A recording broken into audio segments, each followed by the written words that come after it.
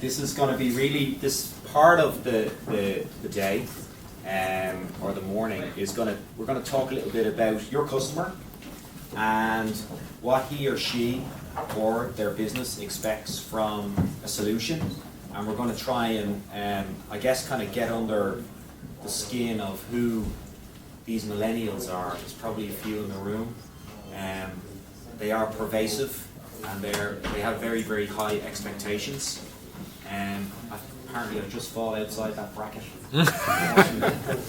About 6 months. Yeah, exactly.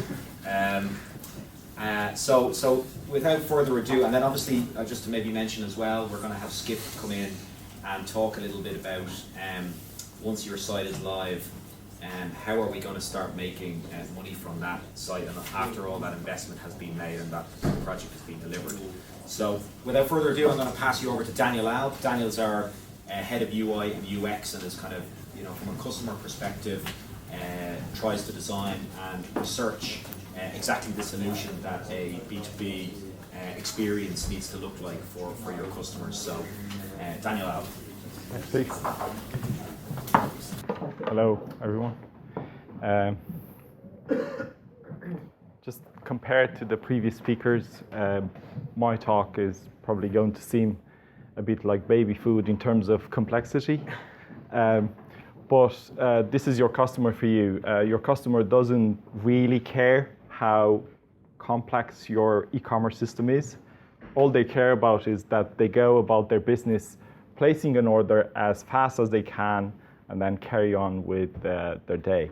So this presentation is about the customer and the customer experience within the context of B2B. So I'll start off by introducing myself. My name is Daniel Alb. I'm the design lead at Monsoon Consulting, where the design team kind of stands for the user, for the customer, and we're trying to put in place customer experiences that are easy to use, or to create customer experiences that are easy to use in all our projects. So if you didn't know why you are here for, this is it. It's the future. The future has arrived, and we're hoping that it's more distributed here than anywhere else. But that being said, B2B e-commerce is the future, because most of B2B businesses are going to move their operations online, and there is a lot of potential for growth in that area, and we've probably seen this previously in all the kind of bits and pieces that were presented here. So what is B2B? You have a business on one side doing business with a business on the other side. So there's a company that offers a product or service, and there's another company that buys that product or the service at the other end. What is B2B commerce? There is a platform or a purchasing platform that sits in between the two businesses, and the transactions are carried through that platform. Now, traditionally, that platform looks like something like that. Doesn't really care too much about the customer. It's not really user-friendly, and it just focuses on the transaction and usually reflects the complexity of the business and not really the interest of the customer. So how it's done? Traditionally, someone from the top management of the first company gets someone from the other business, top management, out for a steak dinner, and based on the taste of the dinner, they probably talk business, and they go into a contract, and then they decide, okay, we're going to do business now. And where's the customer in the entire thing? It's probably crushed under that heavy e-commerce or purchasing system that they have in place, trying to figure out what they need to do to carry on the business on a day-to-day. But that's not the future. The future is to put the customer back in the middle of the whole operation. So there is a trend to refocus on the customer and try to understand who the customer is before we actually market to them.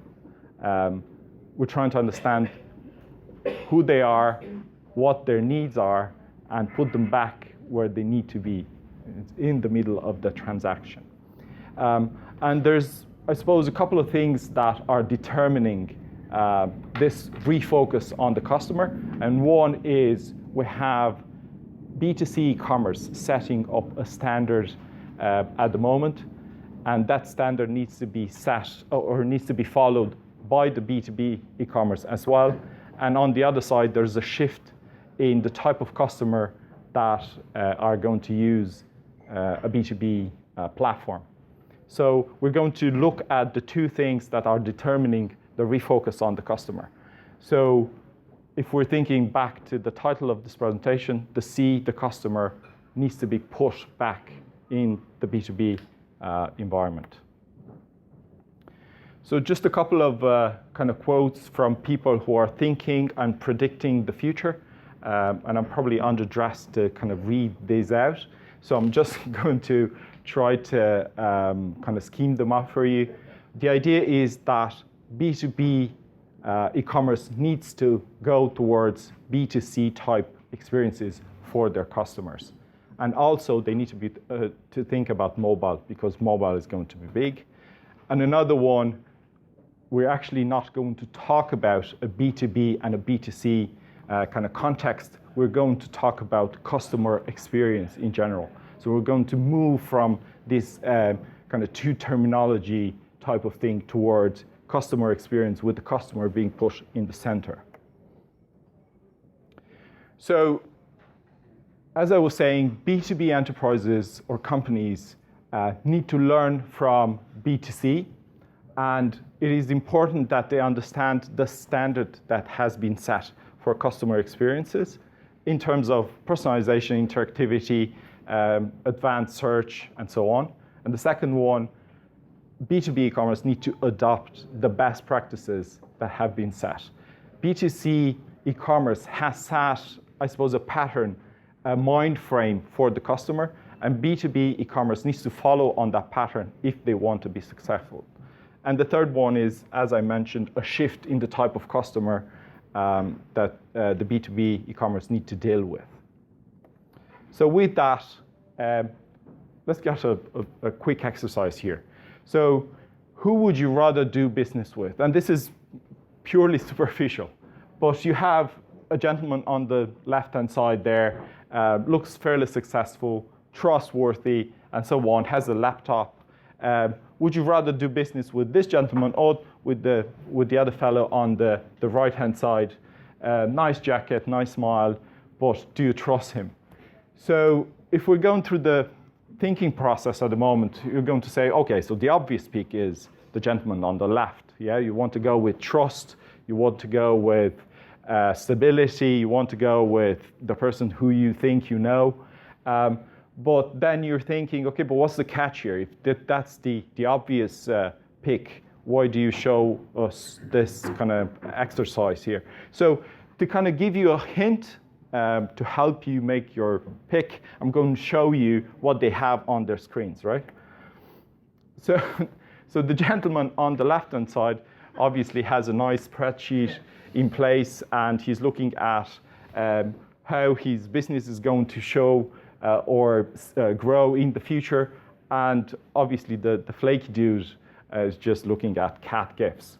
Now, with this input, will you still pick the gentleman on the left, or will you go with the gentleman on the right? And again, it's a thing of like, what's the catch here? But the obvious choice would be just to go with the gentleman on the left-hand side, trustworthy and so forth. But probably the answer you expected or didn't expect, you need to consider the dude on the left. And here's the catch. It's 5 o'clock and he's out the door because your B2B system is so good that he's finished up all his work, he's put in place all the transaction, he's happy out, he's looking at cat gifts, and he's going to a party. Well, the gentleman on the left-hand side is still stuck with a heavy e-commerce system trying to figure out how to place an order 5 o'clock, and he knows that he has a long day ahead of him.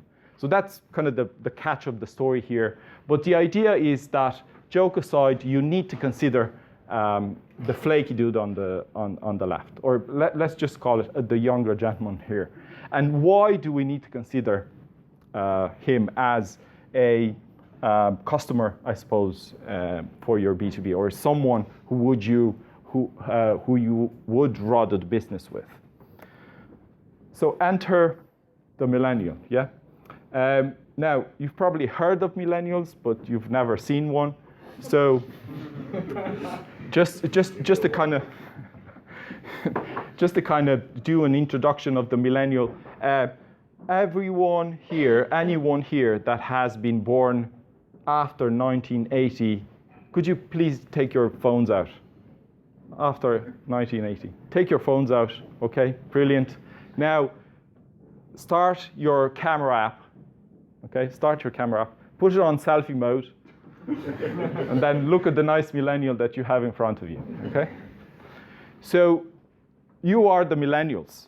And why do we need to consider the millennials when we're talking about B2B e-commerce?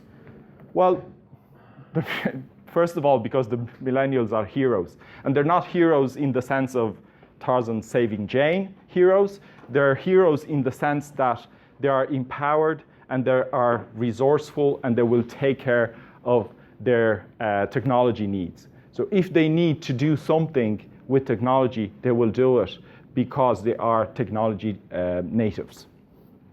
Now, just to look at some facts that will reinforce the idea that we need to consider millennials for the next phase of B2B e-commerce as kind of the central customer type that we have to deal with.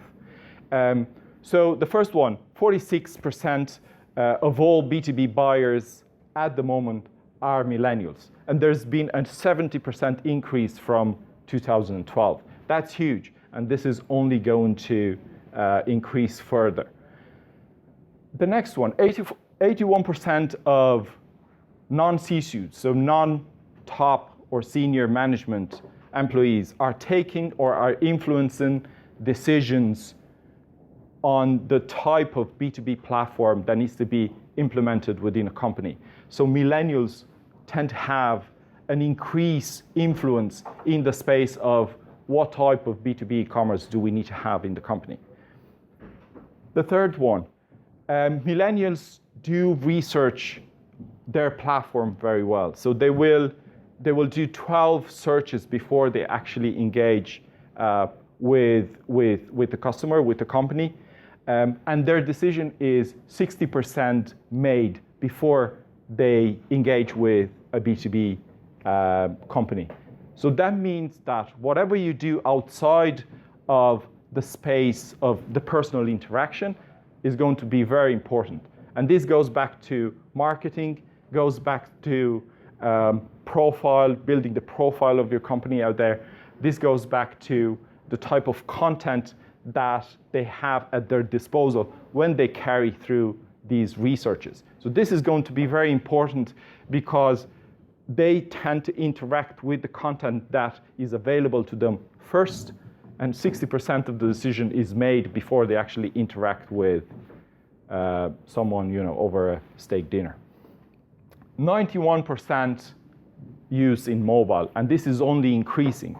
So if you're thinking our customers are the ones that are sitting in an office with a big screen monitor, carrying out transactions, that's not going to be the case. It's probably not the case in totality now, but it's definitely not going to be the case in the future.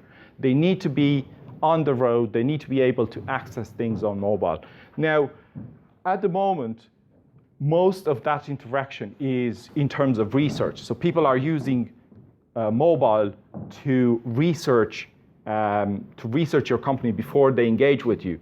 But there's been a 20% increase in transaction using mobiles, actual transaction using mobiles in the B2B space, which is amazing, and it's only going to increase. So you can't just say, oh, I'm just going to have a system that is going to work on a desktop. Mobile needs to be considered. So very important to understand who we're dealing with if we want to put in place a system that is going to be successful, and especially when we're dealing with millennials. So for that, I put in place a quick matrix to help us link the user insights or the customer insight with the business value and the technology feature.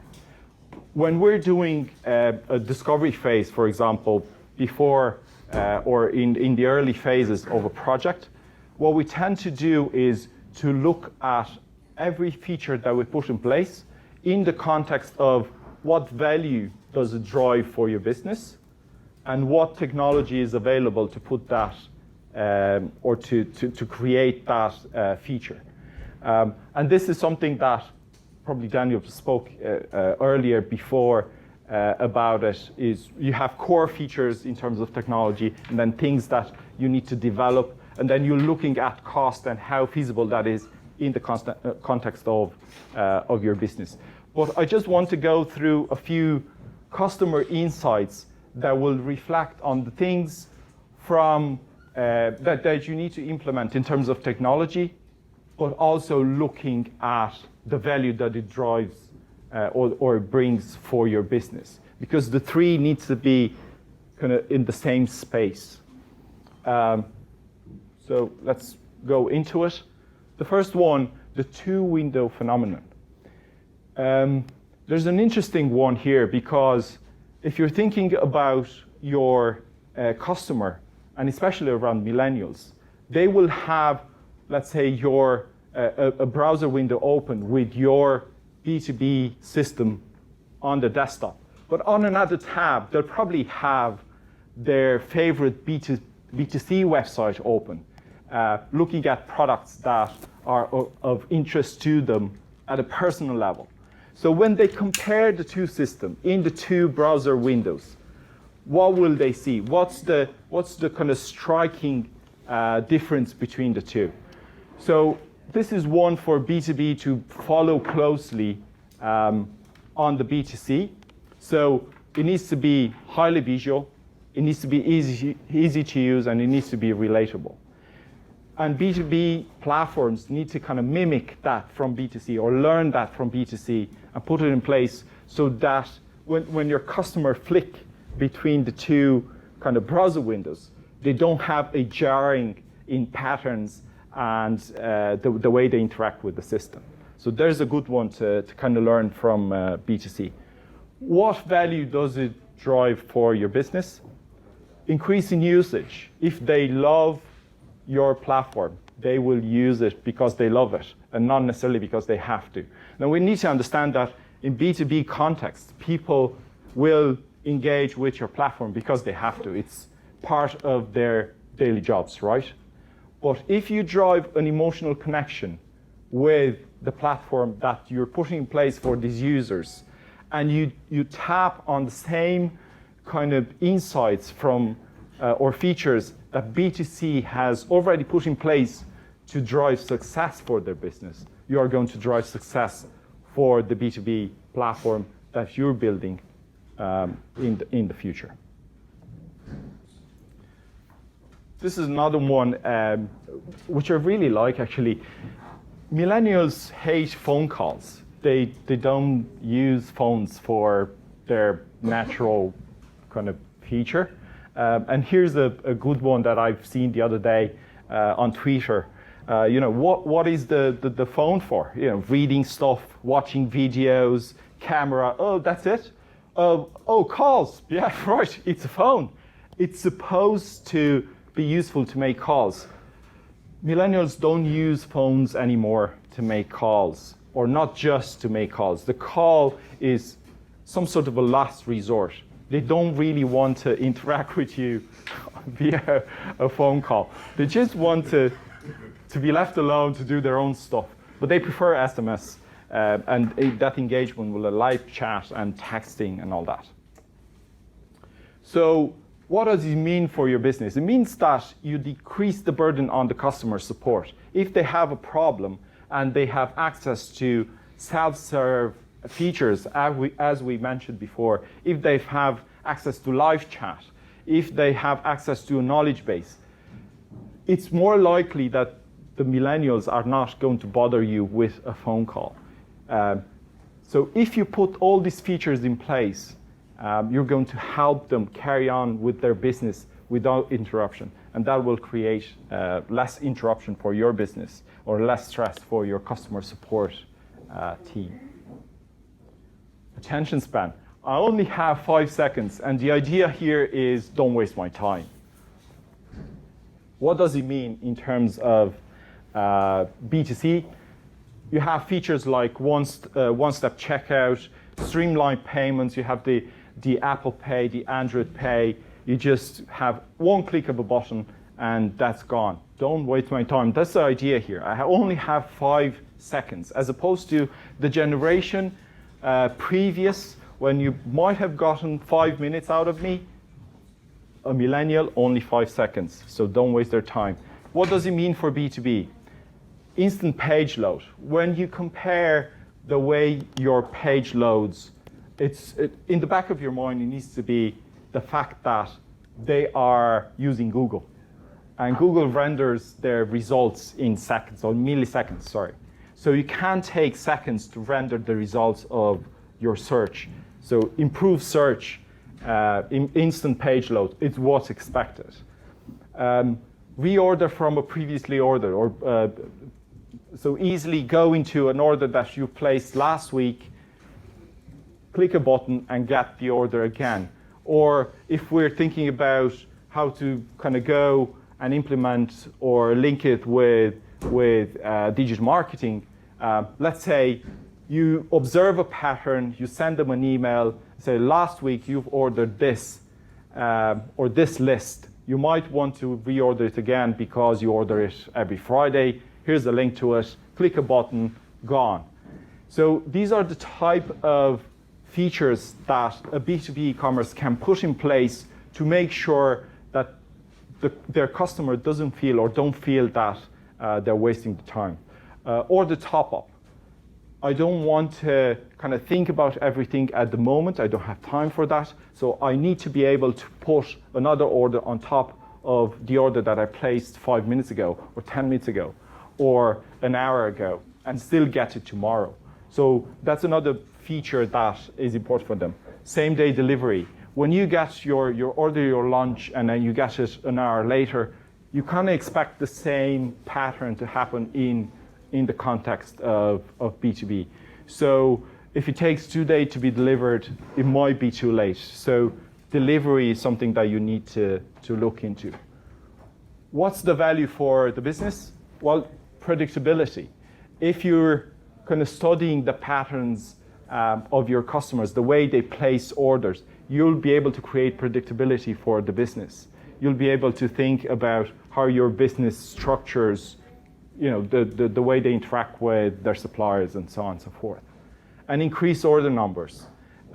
If they are able to just place an order quickly, they will place an order more often.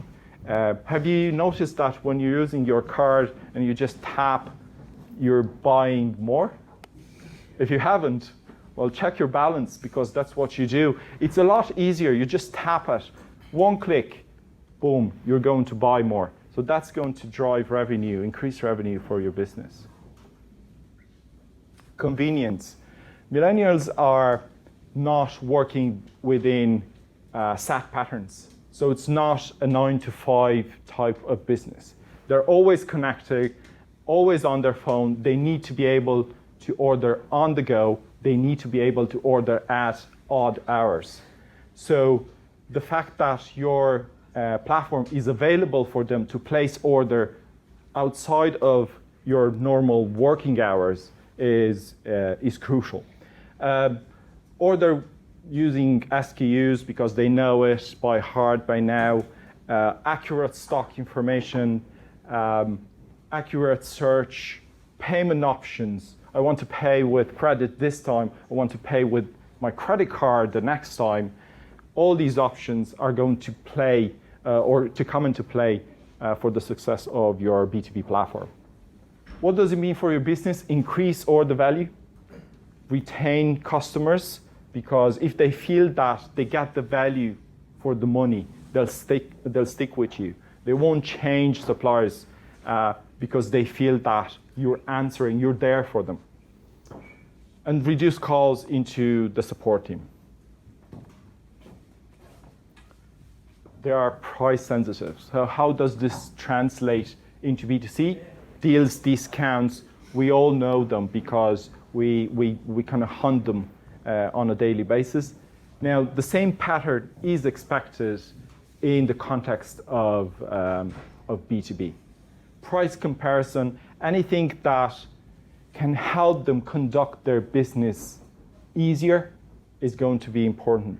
Quotes, and I think Mark mentioned the nice kind of Magento features that are coming into Magento B2B around quotes, a broadened product portfolio, recommended retail price, so they don't need to do the calculation by themselves. You know, here's the value that you're going to, or here's the kind of the margin that you're going to make if you buy this product. All that information that is going to help your customer conduct their business easier is going to have them stick with you and is going to create a successful B2B platform. So value, increase in average order value, 5 declining margins with a broadened product portfolio, for example, and increased perception on added value. Your customers are going to feel the fact that you're helping them conduct their business and making them successful. And that's going to be very important. Segmentation, personalization. It's very important that you look at your customers as a whole, but then you look at them in individual groups that have different needs. And you might look at them as, or based on customer type, order volume, product range that they order, payment options, delivery options, and so on. And it's very important that when you throw messages out there to them, they understand or they feel that the message is customized to their needs. They don't want to, they'll feel that you're wasting their time is the message that is put out to them is not customized.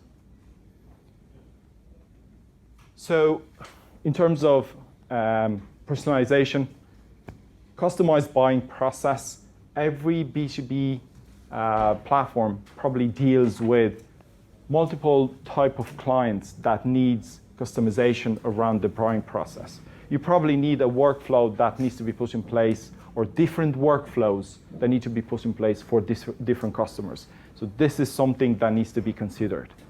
Custom catalogs, custom price books, we discussed around or about this in previous presentations. Personalized workflows, cross-sells and upsells. That's something that B2B really needs to learn from B2C. If you broaden the portfolio of products or services that you're offering, you're going to fight this decreasing margins. So cross-sells and upsells is a good example of B2C kind of practice that needs to be ported to B2B. And I'll give you an example. Let's say you're in, and we have a client that is in the food industry.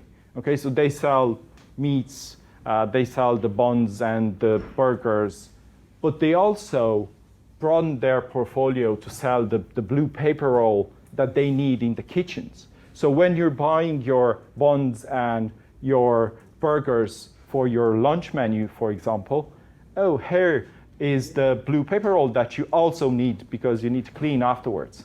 So this is an example of broadening the portfolio, but also putting in place something that your customers don't know that they need it at the moment of placing an order, but they actually need it, and it's going to help the business kind of increase the order value. and again, the values for the business.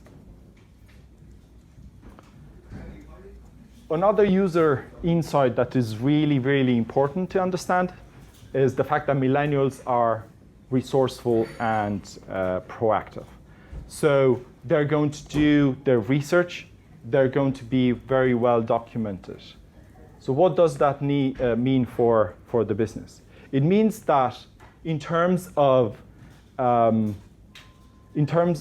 your business being helpful to them, you need to allow them to have access to a knowledge base, to video tutorials, to product sales and regulations information.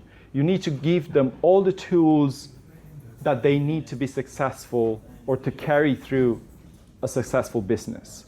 And obviously this will bring a lot of value in terms of not burning your support team, because they are going to be able to do it by themselves in their own time. And this is going back to the fact that they are very time sensitive as well.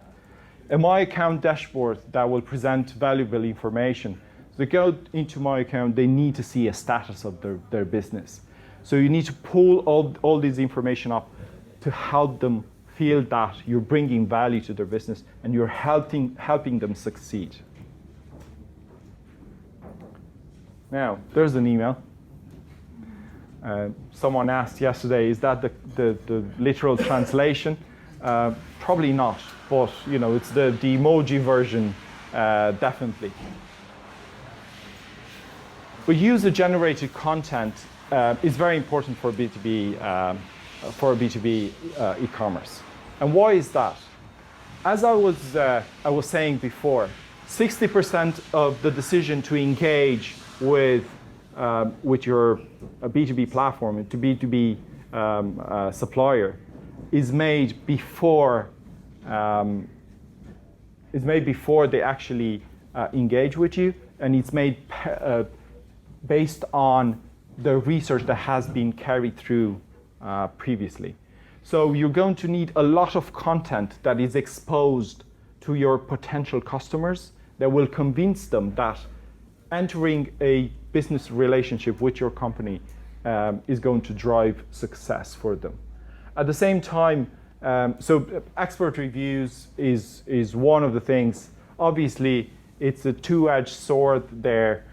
It could do you good or it could do you damage. But if you control it the right way, it could bring you a lot of value. Network of specialists that create a knowledge base. That could be something that is very valuable because you don't need to do it. You just need to curate that information, and then it's out there to bring your business value, exposure, and so on. Video is very important. We're not, in the B2B space, we're probably not used to having videos or video content generated for the customers. But we need to think that YouTube has exploded, and it's all to do with cat gifs, and your millennials love it. Millennials prefer video content to blogs, to reports, white papers, and so on and so forth. So video is an immense resource that you could tap into to actually drive business value. Brand equity is something that I wanted to mention there. This is going to help you create brand equity, and this is going to put your business in the minds of your future customers, which is very important. So just a short recap. If there are two things that you're left with after my presentation here, is the fact that B2B e-commerce is changing, and the future of that is going towards customer experience. So really try to understand the customer at the other end, because, and the second one, they are the ones that are shaping the future of B2B e-commerce. So with that, I thank you, and I'll take questions.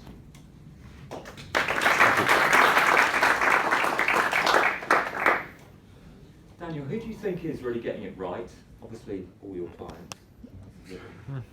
Just Oh, that was my in answer. terms Actually. of, you know, if you look to the marketplace, who do you kind of think is a bit of a sort of a Well, lighthouse for this? Yeah, you can go to the big names, and I think Amazon is the biggest name that is getting it right. And it's getting it right not only in B2C, but in B2B space as well.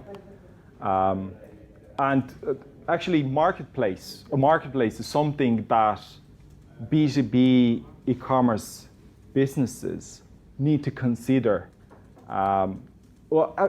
Obviously, it's not for everyone, but it's something that they need to consider to expand kind of their customer range.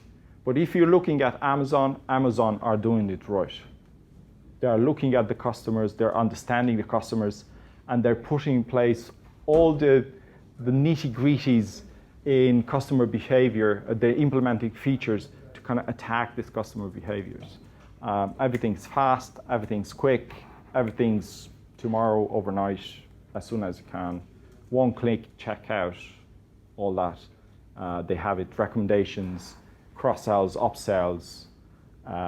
Everything's fast-paced. And I think fast-paced is probably a term that I didn't mention, but that is what a B2B commerce needs to be. And I think it's a huge shift.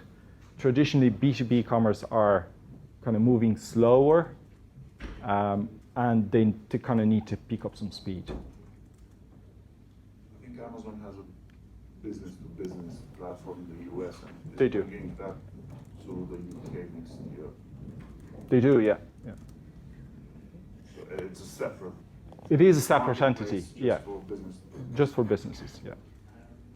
I don't know about anybody else, but even though I'm not a millennial, I kind of feel like I'm exhibiting a lot of the behavior of a millennial. Yeah. So I wonder what's happening, if what's happening and how businesses are reacting in a B2C context to the behaviors that millennials exhibit is actually impacting on the older generation. And they don't have any time, we don't have any time anymore. We are resourceful. We are looking for quick solutions. We need things to be fast paced. So millennials are driving, I think, the behavior, and businesses are reacting to that, but also other consumer or other business cohorts, consumer cohorts, customers are starting to behave in exactly the same way as millennials are. So the younger generation, as is, I don't know whether it's always been the case, but are definitely influencing behavior of the older generation. I don't know whether, I think you can all think about our own personal experiences and how impatient we are now, and how quickly we want answers to questions. Yeah. It's driven by, it's definitely driven by millennials, but I think you need to think in the context that millennials are really technology natives. Yeah. So, we're probably just outside the millennial kind of... Only just. Yeah. A couple of days. Yeah. I was thinking that, is it right to, it's a great presentation, but is it right to just say we've got millennials on one side and we've got the older generation of just go to Facebook? Of course. Because like what you say, some of these things, before the wheel was invented, did we know we needed a wheel? You mentioned Amazon. Before the one click, they were going through their forms, finding out why people weren't filling them in. Yeah. So I think maybe they're just tapping into something that everybody has. You just want things to be done easily. You get 90-year-olds that don't want to fill in long forms, they're not millennials. Yeah. But they welcome the one-click button. Yeah. 24-hour shopping, all that kind of stuff. Yeah. I think though, with the 90-year-olds people, it's a different motivation behind that. So with millennials is I only have 5 seconds. With the 90-year-olds is the fact that they're scared of technology they don't understand. So it's a different drive behind, I just want to click a button and be done with it. So but the motivation is essentially, it's different, but the result is the same. Yeah. Obviously, they don't want to go through the huge form, but there has been research that has shown that if you made it too easy, or if you make it too easy for people to go through a process, you will decrease their trust in that process. Obviously, that's not necessarily the case with millennials. They just want to be in and out. But there has been examples of research showing that putting in place a one-step checkout, suddenly rang a bell in their heads and saying, okay, so what is this now? Am I on the right page? Am I on the right track? Do I trust this? So we have that kind of battle, but I totally agree with you. You have millennials that are driving or are the driving force in the kind of customer section. And you have kind of on the other side, antiquated systems and people who are used to using antiquated systems, and they'll be afraid of that change. It's just, I suppose, a decision to make. Do you look in the future or towards the future customers, or you're trying to kind of stick with these guys who are really afraid of change? There's probably a millennial in me struggling to get out there. I prefer to go to the automated checkouts in the supermarkets, even though it's always going to give me an error, rather than having some banter with someone behind the till asking me how my day is going. Yeah. I take an interest, but it depends on what the activity is as well. So you take a look at like Ryanair. So you take Ryanair model. They've never went to the one step. So, but they did like Ryanair was like, we don't care. You're gonna go through all of these steps. We're gonna ask you, do you want insurance? Do you want to buy a new suitcase? Do you want to buy, these 10 different things? They've obviously streamlined that a lot now. They've made it a lot simpler, but they still persist with it. Yeah. Because they ultimately it's a revenue earner for their business. And that's so it. That trade-off. That's it. And I think if we're coming back to the matrix, you look at the user insight. Obviously, the user said, "I want to be out of here." But what's the benefit for the business? Well, obviously, their sales go down on collaterals. So they decided to keep the collaterals, put the user through a bit of an ordeal, but make the money at the end of the day. Now, they definitely used a lot of dark patterns as well. They're moving away from them slowly because they have their cash in the bag now. So they're happy out with that. But they're still generating a lot of revenue from people who are going through this form. They're like, do I really need the insurance? Well, what if something happens? I'll get the insurance.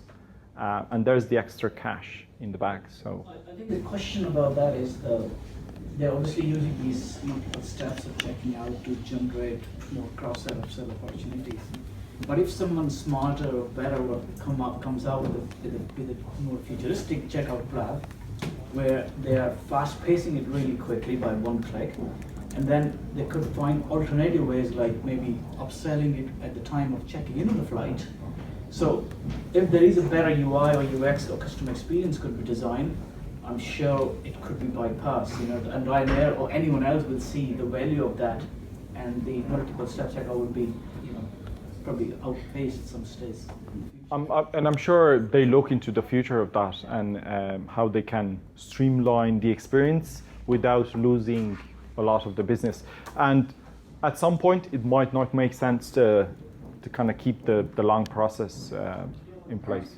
Part of the redesign of the checkout in Magento 2, Magento did some user research on the checkout.